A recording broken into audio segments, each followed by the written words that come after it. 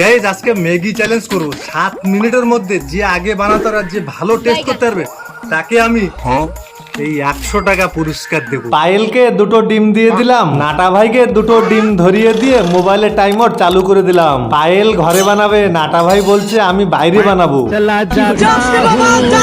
পায়েল কোটাকুটি আরম্ভ করে দিয়েছে, নাটা ভাই গ্যাস লাগিয়ে দু হাতে দুটো ডিম হাতে ধরে বসে আছে। এই সব করতে করতে 1 মিনিটের উপরে হয়ে গেল। भाई आज ऑमलेट नहीं बनाऊंगा, आज तेल का ऑमलेट बनाऊंगा।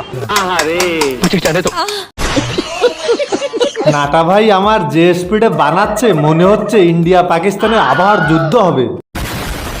গাইজ রান্নাঘরে এসে দেখি পায়েল সবে শুরু করেছে। গাইজ নাটা ভাই উড়িয়ে বানানো দিচ্ছে। গাইজ আমার 4 মিনিটের মধ্যে কমপ্লিট হয়ে গেছে।